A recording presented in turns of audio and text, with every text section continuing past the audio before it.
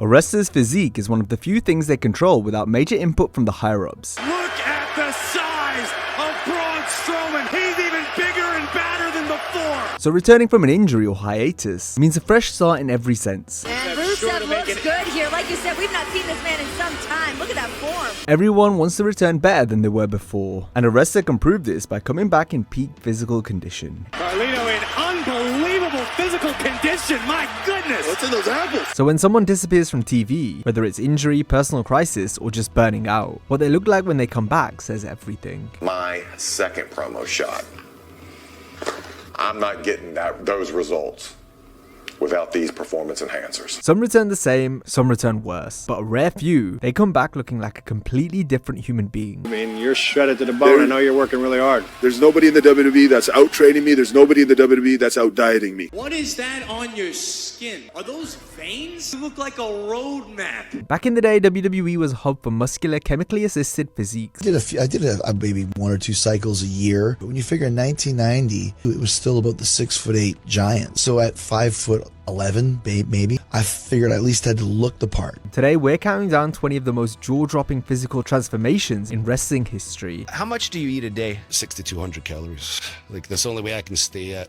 Like, right now, I'm probably about 275 pounds. That's what I want to go into WrestleMania as. And where steroids are part of the story, we're not shying away from it. You can make all the accusations you want. I've never failed a drug test, so take that information and do what you want with it. The Undertaker has always been built like something that shouldn't exist, but his best version almost never happened. By 1999, Taker was falling apart. His body had been destroyed by over a decade of punishment, and his return as the American Badass in 2000 reflected that. Still imposing, but not the physical specimen he once was. That changed in 2003. Here he was even more jacked than during his days in the ministry. However, an elbow injury at the end of 03 meant the Phenom had to take time off. Then when he came back as the Dead Man the next year, Undertaker began to dial back in his body. Wow. JBL, look at this. Retain the WWE title. It's a sick man. To where each subsequent return, Taker would come back better and better. The casket on fire with the Undertaker inside. Tonight, Randy Orton has seen a ghost. By the end of 2006, the Phenom was easily in the best shape of his career. He continued to get more ripped, displaying visible abs for the first time in his career by 2007. The Dead Man was in peak condition, wrestling stellar matches and carrying SmackDown throughout the year as world champion. The Undertaker! Undertaker! Clean it house! The Undertaker, who has never looked better in all of his career. From WrestleMania 23 on, his matches defending the streak were in-ring classics. It was the greatest thing I'd ever seen.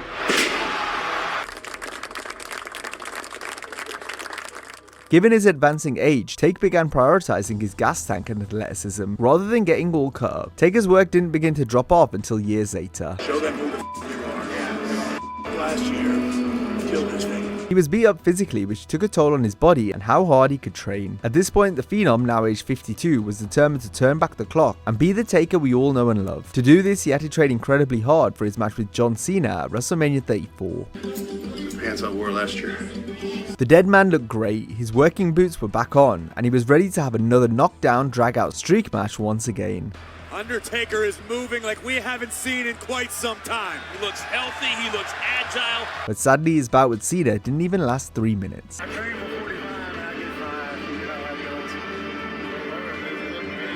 When it comes to steroid use, Undertaker has admitted to taking them, but didn't specify for how long or what time period he was on them. We're tested for everything. They test for steroids now? They test for steroids. They have for a while. Really? Yeah. And which I don't understand, because there's some big motherfuckers out there and cut, and I don't know how they did it. I couldn't get that way when I was on steroids. During WCW days, Eddie Guerrero didn't begin to pack on real size until returning from a torn pec in 1997. This coincided with his shift to a more entertaining heel character. His work continued to improve, as did his physique. People are talking about their matchup at Halloween Havoc as being possibly the match of the year for 1997. Then after injuries and addiction issues began to pile on, Eddie spent time working on the independent scene after being fired, before returning to WWE in 2002, looking more jacked than ever before. Guerrero continued to increase in size as the years progressed. Eddie was one of the best in the business, but becoming a top guy in WWE meant having a muscular physique. Eddie was physically exceeding his body's limits. Because I kept a lot of my personal issues very quiet. but it ultimately led to a prolonged push that culminated in him winning the WWE Championship in 2004. However, the demands of wrestling and maintaining his large size, as well as past addiction struggles, caught up to Eddie. Guerrero passed away from heart failure in 2005. It was a result of him having an enlarged heart from years of steroid abuse. This prompted WWE's introduction of the wellness policy in 2006, which began to test for substances such as anabolics. A year later, it came out Eddie's name was mentioned in the Signature Pharmacy investigation along with a host of other wrestlers. It was noted just 11 days before his passing, Guerrero received prescriptions for testosterone, nandrolone, and an anastrozole. The Big Show's size has fluctuated throughout his career. In WCW, he started out leaner, agile, and quicker. But he began packing on weight to appear even more giant-like. I hid behind my size. I knew that at 500 pounds, I wasn't going to be asked to do a lot of things, so I didn't have to do a lot. For years, his diet was heavy on milk, pizza, and cigarettes. He would lock in and get slimmer every now and then, but this was inconsistent. You know, I think it taught him a lot, and it made him grow up a lot. A motivated Show dropped weight after returning in 2008 after finding his love for wrestling again, but he gradually put the pounds back on as the years progressed. WWE 7-foot, 450-pound New Year's baby. I'm slightly overweight. It gave a see, that's the problem. This is not serious. I can remember sitting outside in the car eating an ice cream waiting on somebody else to work out. God, I've been overweight my whole career. Previously, Show was at his heaviest and admittedly most unhealthy in 2006. It didn't seem like he would reach this size again, but in the 2010s, his weight kept increasing more and more. The world's largest athlete was of the belief that he wasn't going to live long, since there were so few old giants in existence. As such, he ate anything he desired, in whatever volume he wanted. That was just one of those kind of things, like I had some really close friends that I would make the jokes, hey, I'm not here for a long time, just a good time, and you know, and they would get upset. The 7-footer has been candid in interviews on why being 500 pounds was such a detrimental lifestyle. What was your calorie intake in your wrestling peak? Oh, dude, it was over 12,000 calories a day, easy. I ate whatever I want, like pancakes, chicken fried steak, just, it's absurd. When I look back now, there's no way right now I could come close to eating some of the foods that I used to eat. I'm like, God, I used to eat that much? Like, why? Show's weight got to the point where he knew he had to make a change. I think I really started paying attention to stuff around 35. You know, 34, 35, I was like, wow, 40 is getting there kind of quick. I think Andre died at 46. The catalyst for this came after a conversation with John Cena. Cena made a sarcastic remark after Show questioned who would want to see a giant with abs. You're just a fat slob with hairy baloney. This lit a fire under the world's largest athlete. I'm going to get a six-pack to shove it right up John Cena's friggin' nose. That's where we started. It motivated Show to begin training hard and dieting down, allowing him to get in the best shape of his career. The shape the Big Show has gotten himself into, perhaps the best of his career. You're right about that. That Big Show looks to be in the best shape of his life. I'm a better talent now, a better athlete, and a better performer than I've ever been. You're looking a little thin. Are you joining the cruiserweight division? Injuries and inactivity meant Show grew larger. By 2026, he hadn't wrestled the proper schedule in 9 years. Then, following multiple surgeries, the now AEW star going by his real name of Paul White was training for an in-ring comeback. White is set to finish out his career by weighing just 350 pounds. So I keep myself right at 2,700 calories a day and try to give myself between 3,500 and 5,000 calories deficit at the end of the week. Show is not someone you might think ever got on the gas, but he was alleged to have received packages of steroids from a Tampa, Florida clinic in 2003, whereby the supplying doctor ended up being arrested for posing as a physician. Then in 2023, Show was linked to a large PED doping ring from 15 years previous, where the giant was said to have been supplied with performance enhancers. Show, aka Paul White, responded to the claims through his lawyer, who stated that White is completely clean and never took any performance enhancers, nor has he ever failed a test in his career. The lawyer went on to say that White taking performance enhancers would pose a serious risk, since White suffers from an endocrine system disorder called acromegaly. By the 2000s, The Rock was in tip-top condition, wrestling at the height of his game, but as his attention shifted more towards Hollywood, the Great One chose to gradually slim down, so he could fit in better as a movie star. Now let's not go to the gym as much. Let's lean down, slim down, so you can be like everybody else. In 2001, Rock was still in immense condition, which meant when he returned to the ring, he was faster, lighter on his feet, and more agile in the ring. The Rock was still the absolute best, performing at a high level, all while doing just as good as he ever had. But the People's Champion would soon leave WWE to do movies full time. But Rock didn't start to find any real success in Hollywood until he stopped trying to fit in, which meant bulking up and adding more muscle mass. I realized that my size would work in my benefit once I decided to embrace who I was. When the Brahma Bull returned to WWE in 2011, he was now a bigger star than ever before, in both a physical sense and as a box office attraction. In terms of chemical enhancement for his physique, the Great One said he took anabolics for a brief period during his football career. However, fans certainly took notice of how enormous The Rock started to become in 2010, after years of slimming down after initially transitioning to Hollywood full-time. It's all speculation as to whether he's natural, since the People's Champ has denied being on anything, although experts disagree. I see him jacked up on steroids because I know when someone's on steroids because superstar Billy Graham is taking steroids,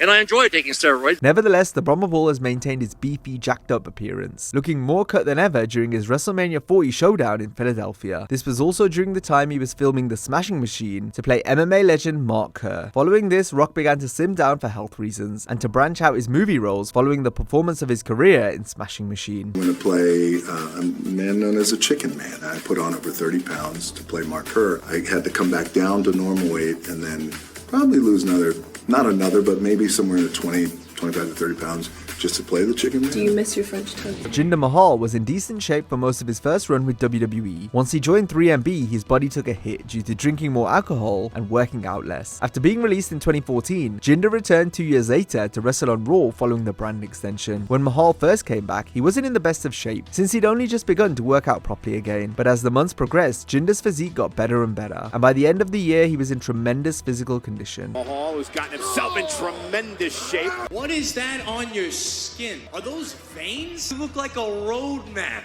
Too bad you ain't going nowhere, don't. Following this, Mahal began to appear more on television and was given a feature role in the Andre the Giant Battle Royal at WrestleMania. I mean, you're shredded to the bone. I know you're working really hard. There's nobody in the WWE that's out training me. There's nobody in the WWE that's out dieting me. After being drafted to SmackDown, Jinder quickly shot up the card, becoming the WWE champion much to the surprise of many.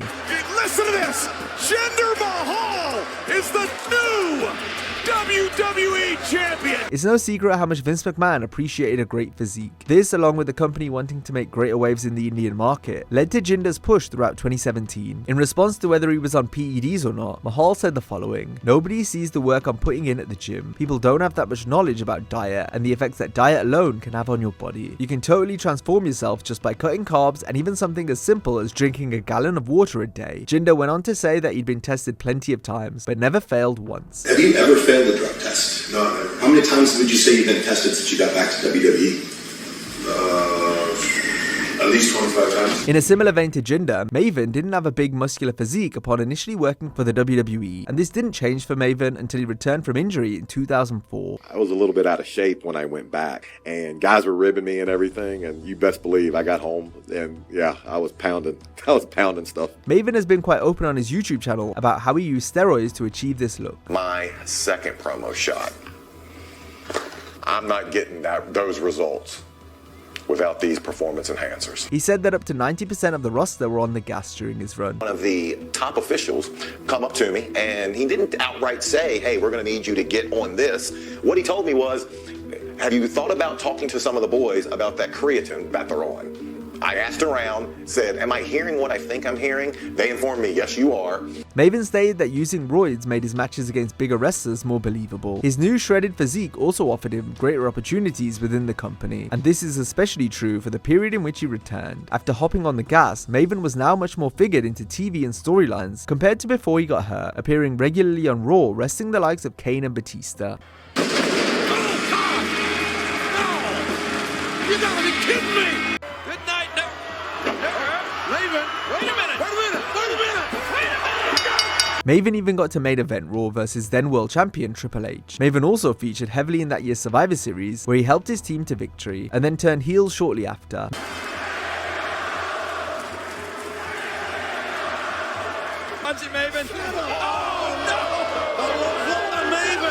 Maven attributes a big part of his push to being physically enhanced, while noting the loopholes around the testing policy. I still remember getting called into the office and pulling up a piece of paper and going, "Maven, you popped positive on Winstrol, Deca, a little bit of marijuana, and some painkillers.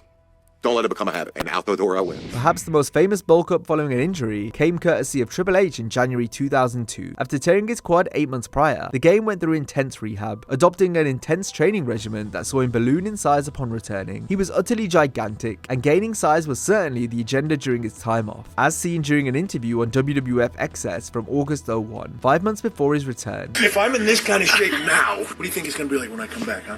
Well, you're in phenomenal shape. Despite the accusations, Hunter denied any steroid assistance to achieve his chiseled look. When asked if he used steroids, he nervously said no. He said that while athletes have gotten bigger in other sports, the size of wrestlers has declined. But just look at his physique 2 years later when he was trying to have kids with Stephanie McMahon. Given how dedicated Triple H has been to the gym his entire career, there's no way he would just all of a sudden stop training. His bloated look in 04 and 05 is a telltale sign of someone who would come off the gas. But a second quad tear in 2007 meant another spell on the sidelines, which in turn allowed Helmsley to trim down and get leaner ahead of his return at SummerSlam. Rey Mysterio has also had his fair share of injuries. His first major surgery on his knee was done in 1998. Mysterio came back 6 months later, quite heavier with increased muscle mass, but Rey only lasted a month before getting hurt again. This continued what would become a history of recurring knee injuries. Mysterio was at his biggest after debuting for WWE in 2002. Given Vince McMahon's preference for bigger wrestlers, Rey got as big as he possibly could for this run. Despite being billed as 5'6", Rey was actually no taller than 5'3", so all that extra weight taking bumps on such a small frame likely contributed to Mysterio's string of subsequent knee problems. Rey had toned down his style upon joining WWE, but the injuries still caught up with him. Rey denied using anabolics in a 2007 interview. He said his name being listed in a potential investigation would only be connected to pain medicine. However, a week later, Mysterio was named in the Signature Pharmacy scandal, where he was said to have been prescribed 2 types of steroids before the wellness policy was introduced in 06. By 2014, the injuries had piled up to where a much slower Rey was resting in a top. He was badly burnt out and needed a break. Mysterio then returned 4 years later to much fanfare with a ripped physique, performing like he hadn't missed a beat. To the skies. Oh, wow, man. Edge stopped working out in 2005 due to his injuries. Then over time, his physique began to change in that he was no longer ripped like he'd been previously. A year prior, he admitted to taking juice to help recover from serious neck issues, which forced him to miss 14 months of action. He'd also been in great shape before this, but Edge felt that roids affected his ring performance. So despite the benefits they gave him looks and recovery-wise, he cut them out of his routine. Ever juice? I have. Yeah. Why'd you stop? I didn't like the way I got to the point where I didn't feel comfortable in the ring. To me, I wanted to be able to just go. And I would get winded too quick and I didn't feel good. Edge was one of the wrestlers suspended following the Signature Pharmacy scandal, as he was noted to have been supplied steroids and human growth hormone between September 2004 and February 07. The Rated R Superstar returned in 2020 after being retired for 9 years. He looked fantastic, having put in tremendous work in the gym while also maintaining a healthy diet. When Jay and I first started kind of talking about this, it was kind of right before the pandemic, and I had come down and Jay said, "Man, your abs are starting to come back. What's going on?" I was like, "Well, I'm just planking." Despite being limited to initially resting in front of TV screens, Edge was at the peak of his powers, putting in some of his best work while also looking like $1 million. They'd say it's impossible. It can never happen. It's not realistic. Yet here we are. I got in the best shape of my life at 46 years old so I could step back in here. Gunther was famous for his imposing physique, which while not incredibly muscular, worked perfect for his ring general character. In terms of WWE brands, Gunther had been working mostly for NXT UK prior to 2022. Following a brief hiatus, Gunther made the jump to the US version of the show with the intention of getting him groomed for the main roster. Once he learned of these plans, the ring general began to get in better shape. I mean, once I moved to the States, I knew the purpose for moving there is to be in the main roster at some point. So I was like, I gotta bring an updated version of myself. Keep in mind this was still during the Vince era, around the time when McMahon would rag on the likes of Kevin Owens and Bray Wyatt for being too big. You ever interrupt me one more time, I will knock your black head off your dad bod, you dumb son of a bitch. By the time Gunther debuted on SmackDown, he was like a different person compared to how he looked even just 6 months prior, losing 65 pounds in total. That's the difference. Before I was in the eye of the die-hard wrestling fans. And I feel like with them you get away with a little bit more than with the casual viewers. So, and being on the main roster means you're on national television every week. We get seen by so many people. I just thought I have to bring the best package possible. The longest reigning Intercontinental Champion had always been known for his high performance in the ring, but now he had the physique to match it, becoming one of the standout wrestlers in WWE from 2022 onward, working under Triple H. In early 2005, Randy Orton was carrying a shoulder injury, which limited his training. This meant he downsized a bit before returning in better shape. You got a neck like a stack of dimes? On some sort of anorexic diet or something? What's going on? During the 07 steroid investigation, it was revealed that Randy had received 8 prescriptions for 6 different compounds, which included steroids between March 2004 and February 2007. Been a little behind on my training. My diet hasn't been quite up to par. Over the next decade, Orton regularly maintained a strong physique, with only slight alterations, like when he dropped some weight during his original run as the Viper, and then he bulked back up in the years that followed, including in 2012, when he got suspended for taking the anabolic steroid Dianabol, though Randy's most radical physical change came after returning in 2023. Orton was bigger and more muscular than he'd been for quite some time, with Randy having missed over 18 months of action due to injury. He made sure to return better than ever. The Viper was universally missed by fans, who welcomed him back with open arms. Orton not only looked fantastic, he also hadn't missed a beat in the ring despite the lengthy layoff. The Viper returned at 275 pounds, and even went as high as 290.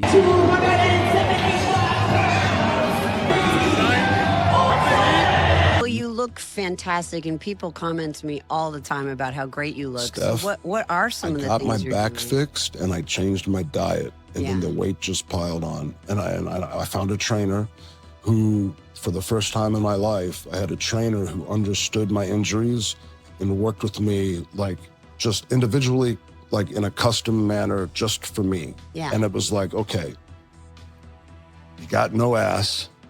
And it's not an aesthetic thing. It's like you need your it. glutes need to fight. That's a huge thing that's going to protect your spine. Especially and the back. That's one of the reasons I got in the predicament I'm in. A career-threatening back injury in 2011 led to Chris Jericho changing his workout approach. DDP Yoga got rid of Jericho's back pain and helped him get in tremendous shape ahead of his return to WWE in 2012. After about 6 weeks, the pain had pretty much disappeared, and now it's been 6 months and I have zero pain whatsoever, nothing.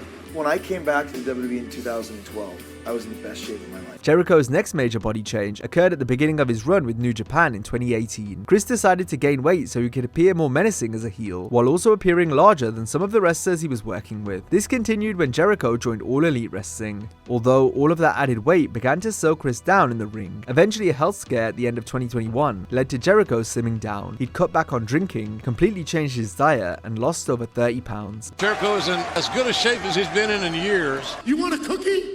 You want a cookie for that? Because guess who doesn't care?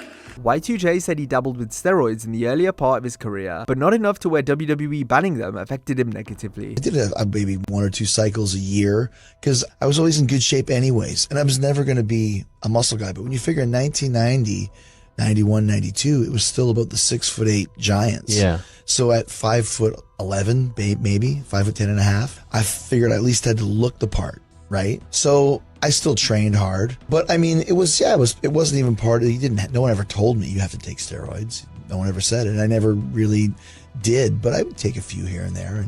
And you know, I had good genetics for that. So it wasn't hard for me to not do steroids when you weren't allowed to, because I never really did much of them anyway. In the early 2000s, Test established himself as a physical, hard-hitting, big horse wrestler. He altered his appearance in 2002, cutting his hair and switching to trunks, while also getting more ripped in the process, before a neck injury resulted in him being fired. Test returned in 2006, wrestling on ECW. He was freakishly jacked, with a visibly distended belly. Test is all offense in his ECW debut.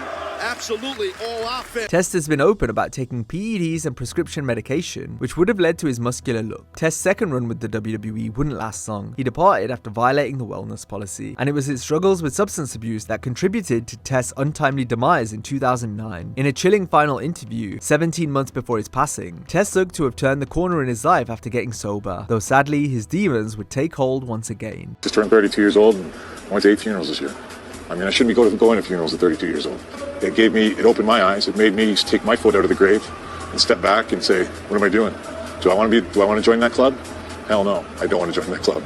So either you clean up and straighten up, or you lay down beside them. I took back, straightened up, and I feel great. No wrestler exemplified a more freakish physique than Scott Steiner. He appropriately earned the nickname Freakzilla, and while he was always in great shape, Steiner didn't adopt his freak look until breaking off as a singles star in WCW. Gone was the singlet, as Scott grew to a gigantic size, looking more like a gorilla than a wrestler.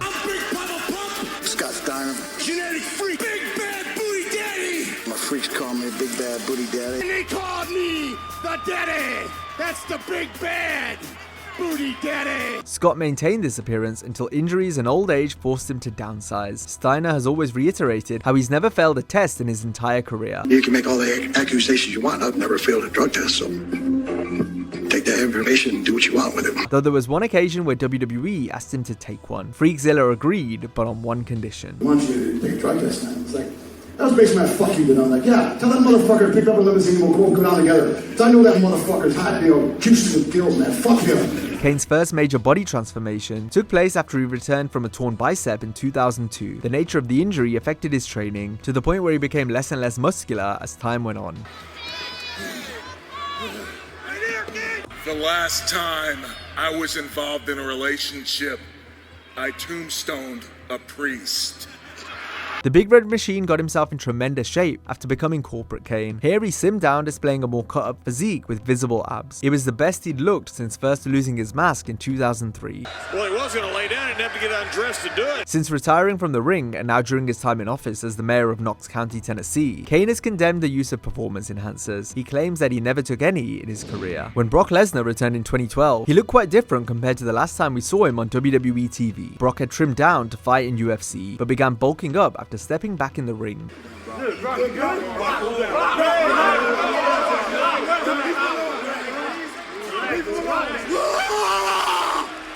In 2014, Lesnar began training for a UFC return, which meant slimming down. However, Brock didn't end up fighting again until 2016. Lesnar emerged victorious on the night, though the decision was later overturned after Brock tested positive for a banned substance that's typically used when cycling off steroids. In 2018, Lesnar looked set to take on Daniel Cormier, but the fight never happened, despite Brock again dropping weight ahead of another proposed comeback. Fans speculated if Lesnar was ever on anything before he got popped in 2016, but he was vehement in denying how he's never failed a test. Big, and you come out of the world of pro wrestling. We're done.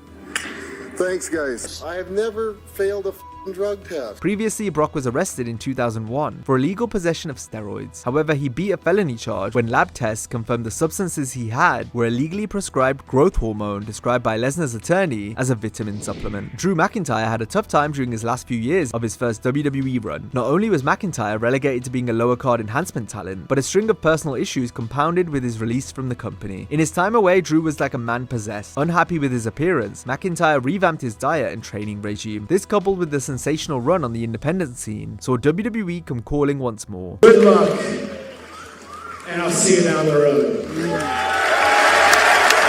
McIntyre returned in 2017, working for the NXT brand and looking a totally different man compared to his previous spell with the company. He packed on a significant amount of muscle and appeared more menacing and serious than before. Drew achieved much success and reaped the rewards following the changes he made in his life after being fired in 2014. McIntyre says he's a hard gainer, so goes to great lengths to maintain his 275-pound frame. How much do you eat a day? Lots. What I'm supposed to eat doesn't always happen, but generally when I'm on the road it's harder to stick to, but I get close to it. 6,200 calories. Like, that's the only way I can stay at. Like, right now I'm probably about 275 pounds. That's what I want to go into WrestleMania as. I wrestle a very athletic style, so I like to keep my cardio good, but the size good, etc. So 275 is about right, but in order to maintain this weight, I have to eat basically that every day, or I fade away. My metabolism, even, at 40 right now, my metabolism is through the roof. What do you think your natural weight would be if you just ate normally? I'd say about 230. After signing with WWE in 2016, AJ Styles gradually put on more size, with the aim of looking like more of a believable challenger against bigger opponents. AJ did this by opting for a beefer appearance compared to his TNA days. However, Styles' most drastic physical change came after he returned in late 2023. AJ looked considerably more muscular than he'd ever been before. Styles said he leaned down a bit, which enabled him to look larger. Judging by AJ's appearance, this is a very, very different man than we last saw. When you came back looking this jacked, that's a decision. That's a decision to bulk up. That's a decision to put on size. And that's the crazy thing is everybody thinks I bulked up. I lost weight. I was not any heavier than I was before.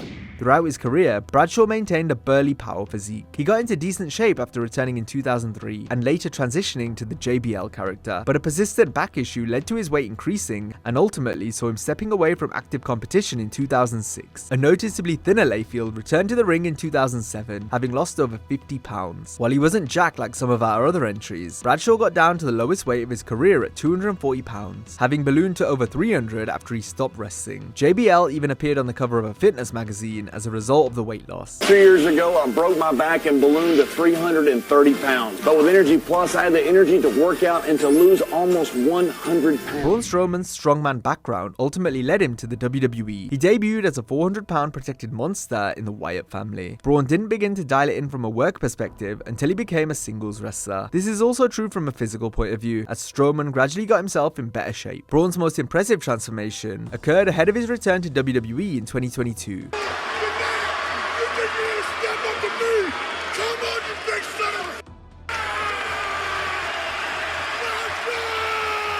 Strowman got down to 335 pounds and was more cut up than ever. Oh, Jesus. So, yeah, he's 300 and, come on, son, 30 pounds. Look. Are we trying to say that guy doesn't do any steroids? I'm just telling you. Hey, I'm just telling you. This is...